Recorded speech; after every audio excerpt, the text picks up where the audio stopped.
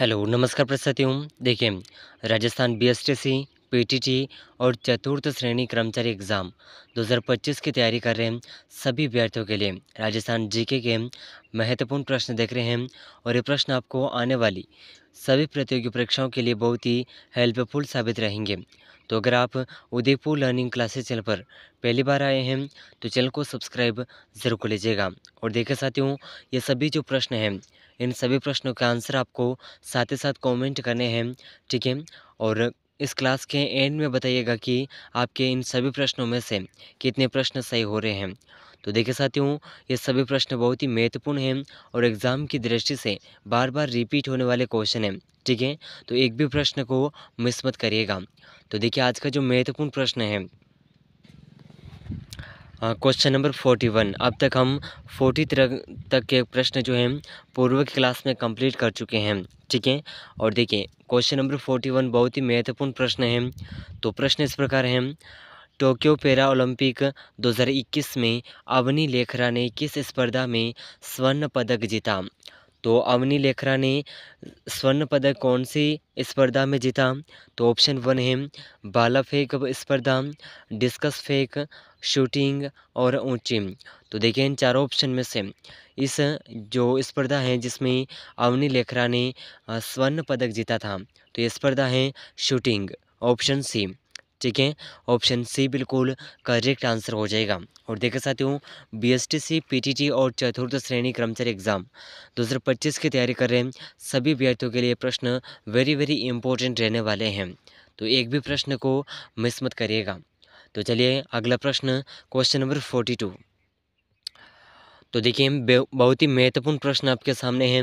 Question number 42, Rajasthani कवियों में नवजागरण के प्रथम कवि किसे माना जाता है?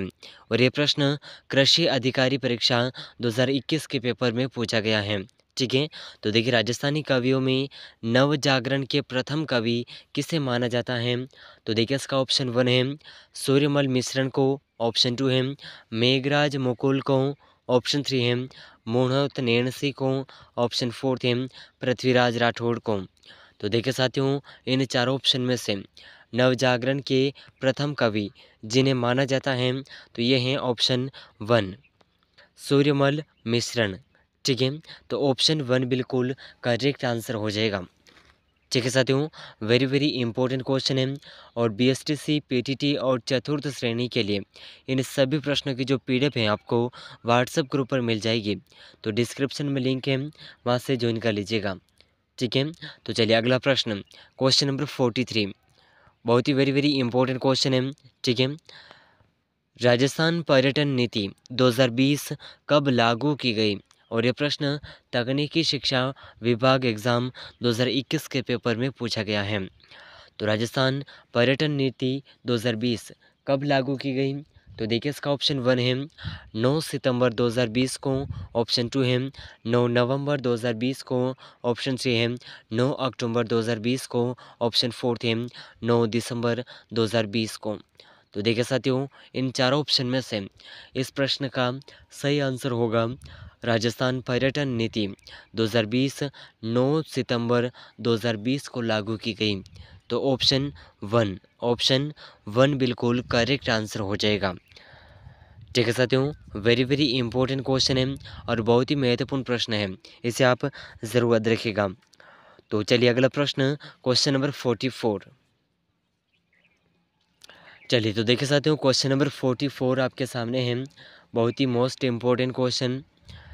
राजस्थान की कौन सी परंपरागत कपड़ा रंगाई तकनीक से लंबे समय तक सुगंधित रहने वाले कपड़े का उत्पादन किया जाता है?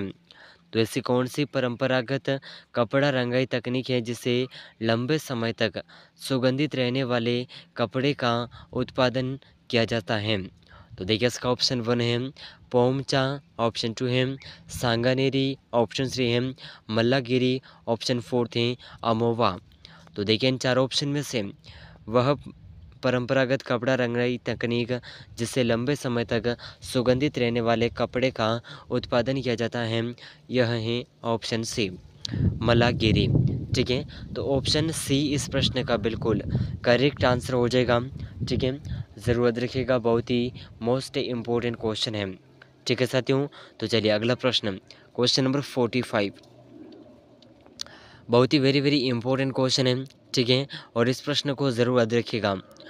तो ये प्रश्न इस प्रकार है, निम्नलिखित में से कौन सा पुरातत्वविद कालीबंगा उत्खनन से कभी भी संबंधित नहीं रहा है। तो देखिए ऐसा कौन सा पुरातात्विक है, यानी कि ये पुरातत्वविद हैं जे जे वो कालीबंगा सभ्यता यानी कि कालीबंगा का जो उत्खनन कार्य था उससे संबंधित नहीं रहा है। तो देखिए इसका ऑप्शन 1 है अमलानंद घोष, के.एन. पुरी, बीबीलाल और वी.के. थापर। तो देखिए इनमें से जो कालीबंगा सभ्यता से संबंधित पुरातत्वविद नहीं हैं, ये हैं option B, K N. Puri. Option B बिल्कुल करेक्ट आंसर हो जाएगा।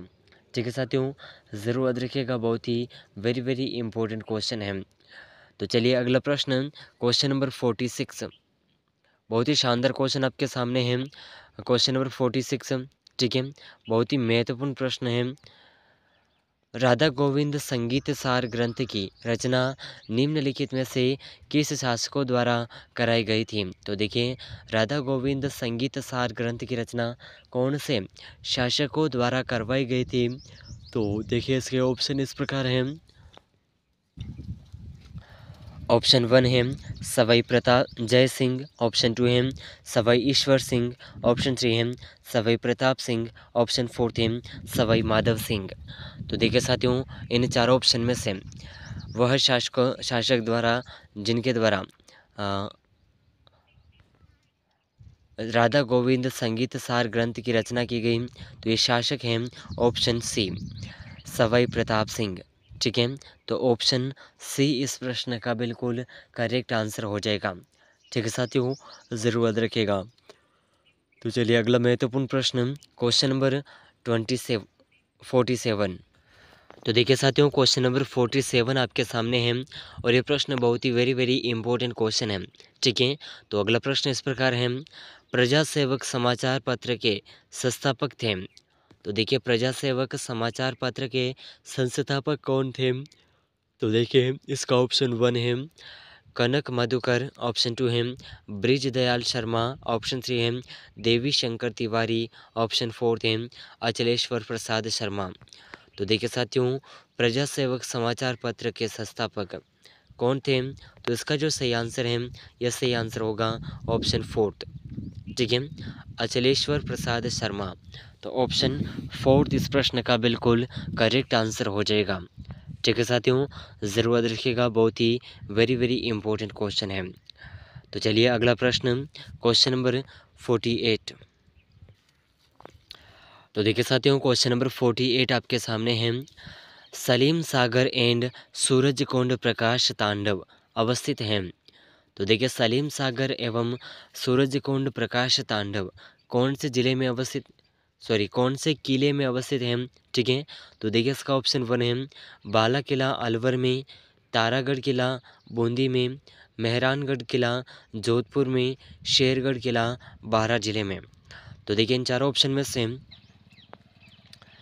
सलीम सागर एवं सूरजकुंड प्रकाश तांडव जिस जिले में अवस्थित है, तो ये जिला होगा ऑप्शन 1 बाला किला अलवर में। ठीक है, तो ऑप्शन 1 इस प्रश्न का बिल्कुल करेक्ट आंसर हो जाएगा।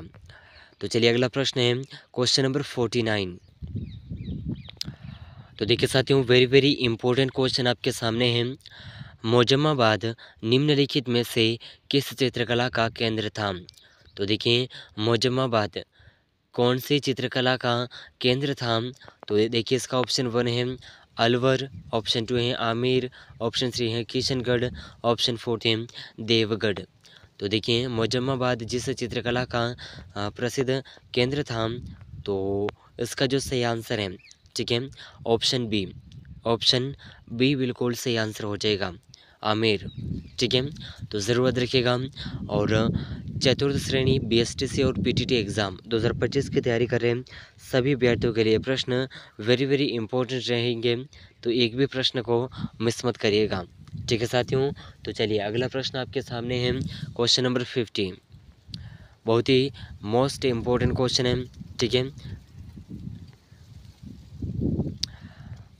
उस अभिलेख को चिन्हित कीजिए जो प्राचीन राजस्थान में वैष्णव संप्रदाय की उपस्थिति के साक्षात देता है। तो देखिए ऐसा कौन सा अभिलेख है जो चिन्हित कीजिए, ऐसा वह अभिलेख जिसे चुनना है जो प्राचीन राजस्थान में वैष्णव संप्रदाय की उपस्थिति के साक्ष्य देता है। तो देखिए इसका ऑप्शन 1 है कनसुआ अभिलेख, बरनाला अभिलेख, हर्षनाथ मंदिर की प्रस्तुति। ऑप्शन 4 है नाथद्वारा अभिलेख। तो देखिए साथियों इन चारों ऑप्शन में से जो इस प्रश्न का सही आंसर है, ठीक है, जो अभिलेख वैष्णव संप्रदाय की उपस्थिति का साक्ष्य देता है, तो ये सही आंसर हो जाएगा ऑप्शन 4, ठीक है। ऑप्शन 4 बिल्कुल सही आंसर हो जाएगा नाथद्वारा अभिलेख। तो देखिए साथियों अगला प्रश्न आपके सामने है क्वेश्चन नंबर 51। बाड़मेर ब्लॉक मुद्रित कपड़े का एक और नाम क्या है? और ये प्रश्न तकनीकी शिक्षा विभाग एग्ज़ाम 2021 के पेपर में पूछा गया है। तो बाड़मेर ब्लॉक मुद्रित कपड़े का एक और नाम क्या है? तो देखिए इसका ऑप्शन 1 है टोकरी बुनाई। ऑप्शन बी है अजगर या अजरक, ठीक है। ऑप्शन सी है छींट। ऑप्शन 4 है शेवरॉन। तो देखिए साथियों इन चारों ऑप्शन में से बाड़मेर ब्लॉक मुद्रित कपड़े का एक और नाम क्या है?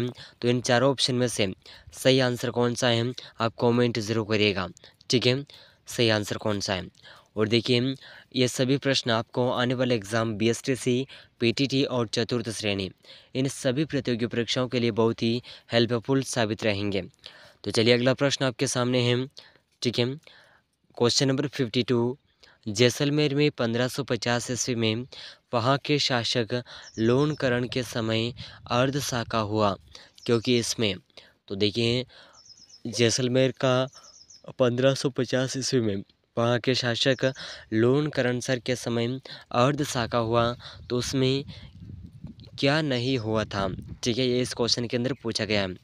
तो देखिए इसका जो ऑप्शन 1 है केसरिया तो हुआ किंतु जौहर नहीं हुआ, जौहर हुआ किंतु केसरिया नहीं हुआ, या फिर केसरिया भी हुआ और जौहर भी हुआ, और ऑप्शन 4 थे केसरिया भी नहीं हुआ और जौहर भी नहीं। तो देखिए इन चारों ऑप्शन में से जो इस प्रश्न का सही आंसर है यह होगा ऑप्शन 1। जैसलमेर में 1550 ईस्वी में वहाँ के शासक लोनकरण सर के समय अर्धशाका हुआ, उसमें केसरिया यानी कि युद्ध तो हुआ था लेकिन जौहर नहीं हुआ था। तो ऑप्शन 1 बिल्कुल सही आंसर हो जाएगा। तो देखिए ये जो प्रश्न है RPSC 3rd grade teacher exam 2006 के एग्ज़ाम में पूछा गया प्रश्न है, ठीक है। तो वेरी इंपॉर्टेंट क्वेश्चन है, ज़रूर याद रखिएगा। और हम चतुर्थ श्रेणी के लिए हम जो इस चैनल पर क्लासेस कर रहे हैं इनमें से बहुत से प्रश्न आपको चतुर्थ श्रेणी के लिए भी हेल्पफुल साबित रहेंगे। तो चलिए अगला प्रश्न क्वेश्चन नंबर 53। निम्नलिखित में से किस जिले में 2011 में न्यूनतम बाल लिंगानुपात 0.6 वर्ष अंकित किया गया? तो देखिए ऐसा कौन सा जिला है जिसमें 2011 में न्यूनतम बाल लिंगानुपात दर्ज किया गया? तो देखिए इसका ऑप्शन 1 है जैसलमेर, ऑप्शन 2 है करौली, ऑप्शन 3 है बांसवाड़ा, ऑप्शन 4 है टोंक। तो देखिए इनमें से चारों ऑप्शन में से ऑप्शन बी बिल्कुल सही आंसर होगा, करौली, ठीक है। तो ऑप्शन बी बिल्कुल सही आंसर हो जाएगा। तो चलिए साथियों अगला प्रश्न है क्वेश्चन नंबर 54। तो चलिए साथियों अगला प्रश्न आपके सामने है क्वेश्चन नंबर 54। ग्राम सेवा सहकारी समिति द्वारा एक ही स्थान पर सभी प्रकार के ऋणों को उपलब्ध करवाने वाली योजना है। तो ग्राम सेवा सहकारी समिति द्वारा एक ही स्थान पर सभी प्रकार के ऋणों को उपलब्ध करवाने वाली योजना कौन सी है?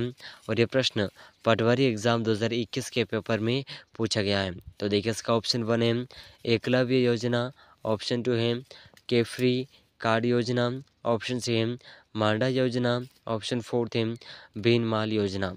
तो इन चार ऑप्शन में से सही आंसर होगा ऑप्शन बी केफ्री कार्ड योजना, ठीक है। तो ऑप्शन बी बिल्कुल करेक्ट आंसर हो जाएगा, ठीक है, ज़रूर रखिएगा। तो चलिए अगला प्रश्न क्वेश्चन नंबर 55। तो देखिए साथियों, क्वेश्चन नंबर 55 आपके सामने है। राजस्थान में मई 2018 से महिला कर्मचारियों के लिए की गई चाइल्ड केयर लीव की अधिक अवधि क्या है? तो देखिए, राजस्थान में मई 2018 में महिला कर्मचारियों के लिए चाइल्ड केयर लीव यानी कि जो बच्चों की देखभाल के लिए जो योजना की शुरुआत की गई, इसमें अवधि कौन सी है? तो देखिए, इसका ऑप्शन 1 है 180 दिन, ऑप्शन 2 है 600 दिन, ऑप्शन 3 है 370 दिन।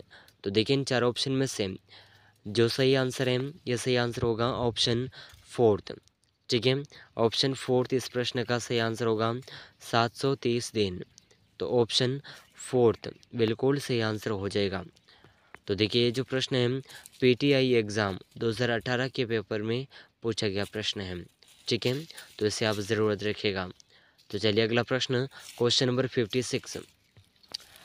तो देखिए साथियों, क्वेश्चन नंबर 56 आपके सामने है। वेरी वेरी इंपॉर्टेंट क्वेश्चन है। ठीक है, इसे ज़रूर रखिएगा। वह कौन सी परियोजना है जिसमें सिंचाई केवल स्प्रिंकलर सिंचाई पद्धति से ही करने का प्रावधान है? तो ऐसी कौन सी परियोजना है जिसमें स्प्रिंकलर सिंचाई पद्धति से ही करने का प्रावधान है? तो देखिए, इसका ऑप्शन 1 है इंदिरा गांधी नहर परियोजना, नर्मदा नहर परियोजना, गंग नहर परियोजना या फिर माही बजाज सागर परियोजना। तो इन चार ऑप्शन में से इस प्रश्न का सही आंसर होगा ऑप्शन बी, नर्मदा नहर परियोजना। ठीक है, ऑप्शन बी बिल्कुल सही आंसर हो जाएगा। तो देखिए साथियों, क्वेश्चन नंबर 57 आपके सामने है। 2018 तक राजस्थान विधानसभा के कितने आम चुनाव संपन्न हो चुके हैं? तो देखिए, इसका ऑप्शन 1 है 14, 16, 15, 13। तो देखिए, इन चार ऑप्शन में से इस प्रश्न का सही आंसर कौन सा है, ये आप कमेंट करके ज़रूर बताइएगा कि 2018 तक राजस्थान विधानसभा के कितने आम चुनाव संपन्न हो चुके हैं। ठीक है, तो इसका आंसर कमेंट ज़रूर करिएगा। तो चलिए अगला प्रश्न आपके सामने है, क्वेश्चन नंबर 58। ठीक है, बहुत ही महत्वपूर्ण प्रश्न है, इससे आप ज़रूरत रखिएगा।